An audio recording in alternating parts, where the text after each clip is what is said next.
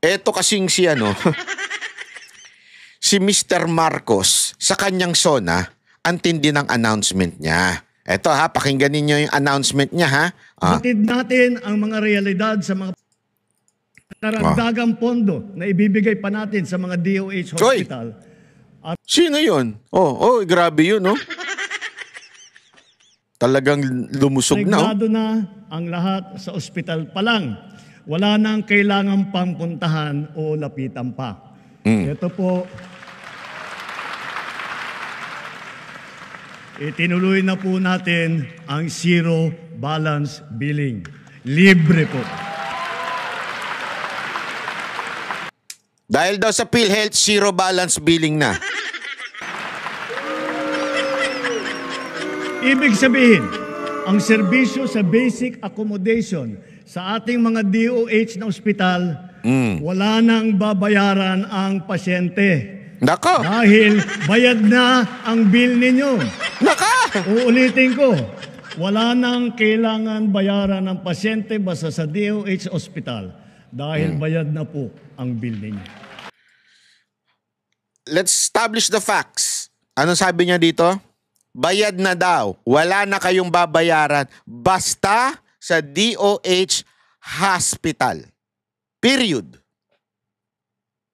Ulitin natin para malinaw.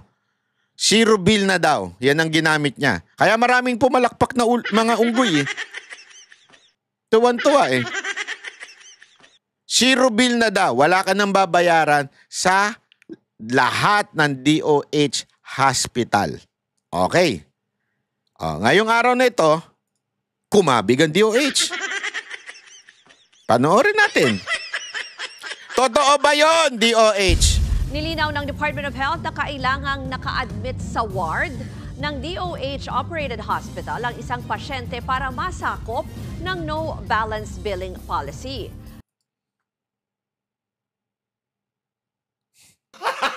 Gago! Yeah? Ano daw? Kailangan nasa ward ka. Hindi lang porket nasa DOH hospital ka. So nasa ward ka. Sino lang ba yung mga nasa ward? Yung mga basic na ano lang, na mga sakit. At the same time yung mga ano lang, hindi kaya talaga. Pero kung gusto mo talaga magpagaling, yung nasa ICU ka na, yung mga ganon, hindi libre. Hindi zero balance. Walang ganon. Sa ngayon, 87 ospital ang hawak ng DOH sa buong bansa at dito lang daw maaaring makuha ang benepisyong ito ayon kay spokesperson ASEC Albert Domingo. Lalagyan daw nila ng DOH sa simula ng pangalan ng ospital para hindi malito ang publiko.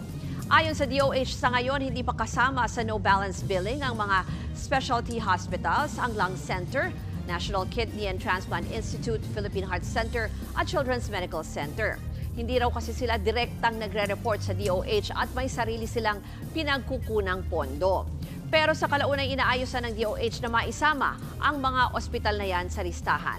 Isa ang no balance billing sa mga inanunsyo ni Pangulong Bongbong Marcos sa kanyang ika-4 na State of the Nation Address para mabigyan ng tulong pangkalusugan ang publiko. Lahat ng kailangang gawin para dun sa kondisyon ng pasyente, anumang kondisyon na yun, basta nasa basic accommodation siya, ay sasagutin po ng DOH. Ang liniliyaw nga namin sa Department of Health, ibang-iba na po yung mga ward ngayon. So sa madaling salita po mga kababayan, may half-truth. Half-truth naman. I mean, zero balance ka. Pagka nasa basic lang yung sakit mo, pagka nandun ka lang sa ward, pero pag malala na, hindi, wala ka. Sorry ka, de. Mamatay ka dyan sa walang pambayad. Kaya nga, alam mo, nakakano ho ito, yung mga ganito sanang pambubudol ng gobyerno. Sabihin nyo yung totoo. Kasi, anyway, tanga naman yung mga followers nyo. Lalong-lalo na yung mga tanso. Tanga naman yung mga yan eh. Wala talagang ano yan eh. Kaya nga binoto ka eh. Di ba? Tanga talaga sila. Kaya siguro, anyway, tanga naman yan. Okay na sa kanila yan. Hindi naman nila tatanungin kung lahat ba eh. Di ba? Ganun eh. Kaya nga mga kababayan, yung mga hindi naman tanso dyan, yung mga makinig talaga tayo ng mabuti kasi niloloko tayo ng gobyernong ito. Diba? Kitang-kita nyo naman kung anong klaseng pambubudol ito. Sasabihin, wala na kayong babayaran, zero balance na, tapos biglang may kondisyon pala. Hindi sana sinabi niya na una pa lang. Pero, pag malala na sakit ninyo, ay may babayaran na kayo. Pag wala na kayo sa ward, kasi wala siyang binanggit dun eh. May binanggit siyang basic na salita pero wala siyang sinabi na, oy, pag nasa ward lang ha. Yun, malinaw. Pag nasa ward lang. So, ibig sabihin, hindi man niya, sinabi, yun ay isang way para linlangin, i-angle yung kanyang message. Na para maganda tignan. Libre na. Wala ka nang babayaran. Basta pumunta ka lang dun. Naghihingalo ka na. Dinala ka na sa ICU. Pagdating mo dun, nasa ICU ka na. Ooperahan ka na. Kasi hindi kasama yun mga ooperahan ka Nandun ka na, di ba? Tapos biglang sasabihin sa'yo, ito po yung bill ninyo, 150,000. Sana nga kung ganun lang di ba? Di ba? Ano sabi? Biglang ganun, di ba? Ang sasabihin, mas lalo kang mamamatay nun. Di ba? Totoo po, mas lalo kang mamamatay nun kung ganun ang pangyayari. Di ba? Ang takimi, ni-expect mo, wala ka nang babayaran. Tapos yung pala, may babayaran ka. Sana pala, hindi ka na lang nagpagamot. Hindi naman, wag ganun. Diba? Grabe ho, malupit to. Ay nako. Anyway, eto pa. Isa pang issue na maganda rin nating pag-usapan. Isa ding abogado na magaling to. Si Fiscal EJ. Kasi di ba yung issue na ikukulong, indirect contempt na ikinaso kila Gadon at kila Heydarian at saka doon sa Sendanya, sinasabi nila freedom of speech daw yon. Si Fiscal EJ, hindi po ito maka Duterte ha, hindi rin po ito maka Marcos. Ito po nga na-involve ito nung panahon nung kay Tulfo, kay Attorney Libayan, yung mga ganyang issue. Hindi ito pumasok sa eksena ng mga Duterte o ni Marcos. Pero pakinggan natin yung kanyang napakagandang paliwanag kung ito ba mga komento nila Gadon ay papasok sa indirect contempt. But here's the deeper question. May karapatan ba? Hindi po ganyan na mukha ni Fiscal EJ ha. Ano ho yan? Malabo yang ganyan. Pogi po ito si Fiscal. Ang publiko na batikusin ang desisyon ng Korte Suprema? At kung meron man, hanggang saan ang limitasyon nito? For purposes of this video, let's talk about the right to criticize the Supreme Court and why it is allowed and essential in a democracy. In a constitutional democracy like the Philippines, freedom of expression is protected by our Constitution. Article 3, Section 4 of the 1987 Constitution clearly states that no law shall be passed abridging the freedom of speech, of expression, or of the press. Ibig sabihin nito, kahit desisyon pa ng Supreme Court, pwedeng punahin, questionin o batikusin ng publiko. That includes ordinary citizens, lawyers, journalists, and even public officials.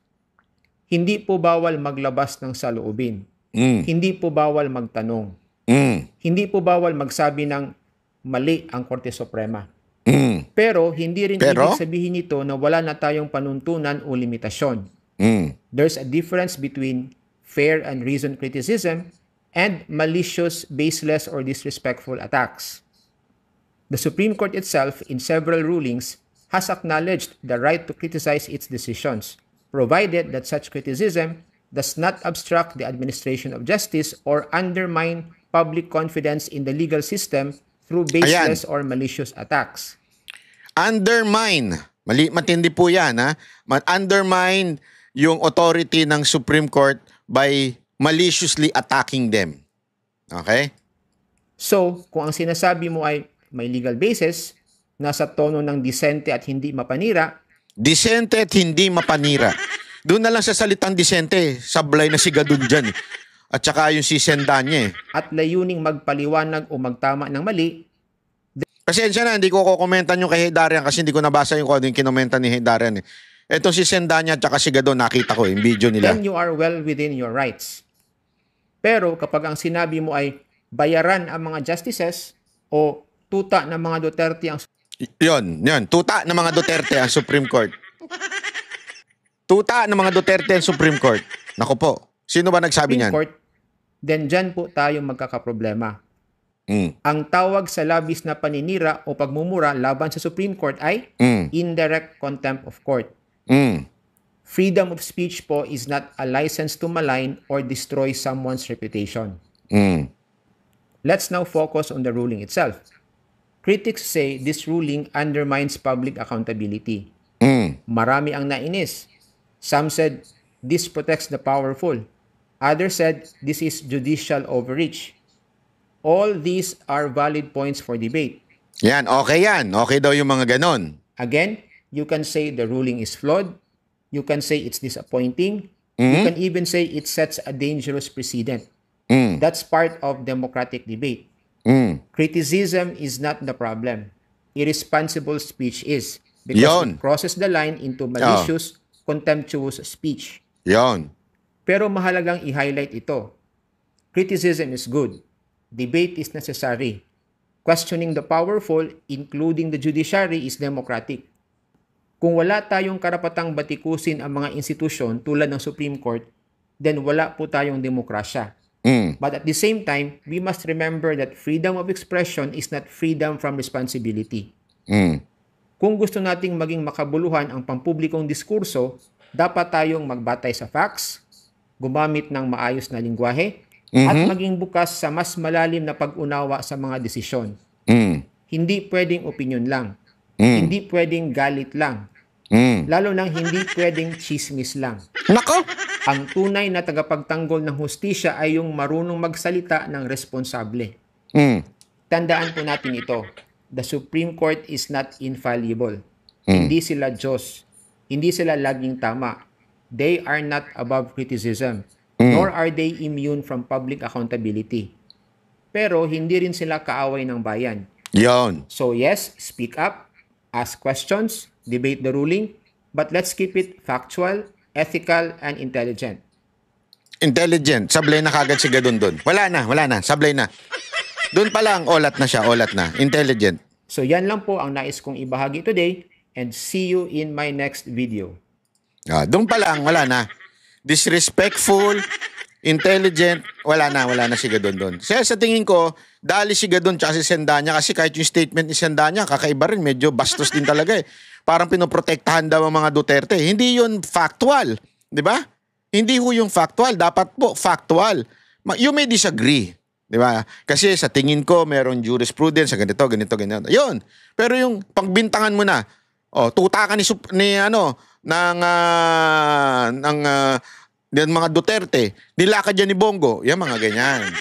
Alam nating ano na yan. Yan po ay sablay na indirect contempt na po yun. Kaya mga kababayan, magmasido tayo dahil itong mga, alam mo na, itong mga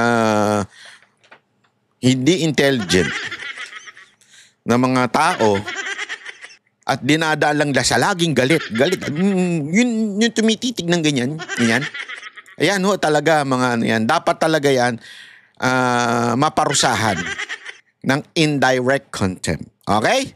So maraming salamat po. Magkita-kita ulit tayo. Subscribe na po kayo sa Banat Bay. At syempre, pag nag-subscribe kayo, baka naman pwede rin na magpa-member na kayo. Okay po. Maraming salamat po. God bless everyone. Mabuhay ang bansang Pilipinas. Ang boses ng masa, hindi natatakot.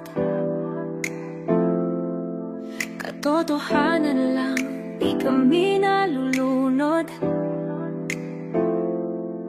Walang bahid ng sismis, lahat ay totoo. Kahit sino ka pa, pag mali ka babanatan ka. Walang pinipili kulay, wala kaming kinikilingan. Basta para sa bayan, kami lalaban. Pagtama palakpakan, pag mali banata.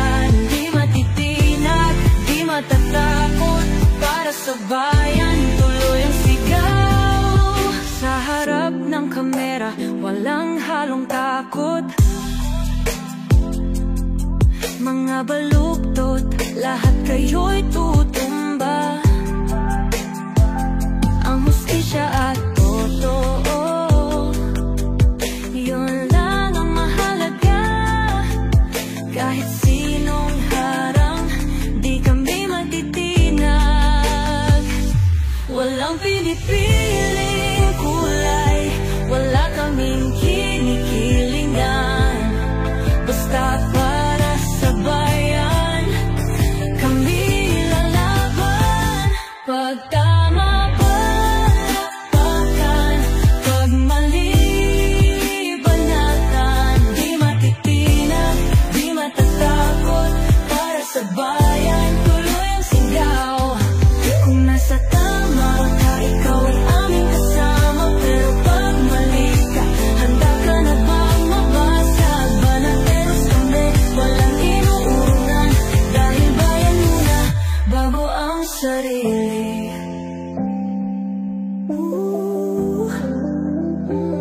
Bago ang sarili.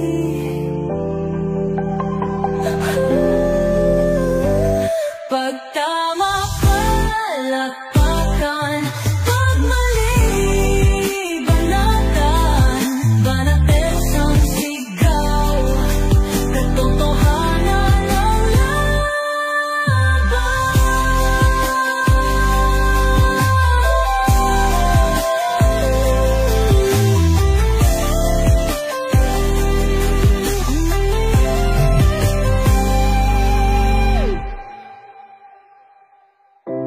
Sa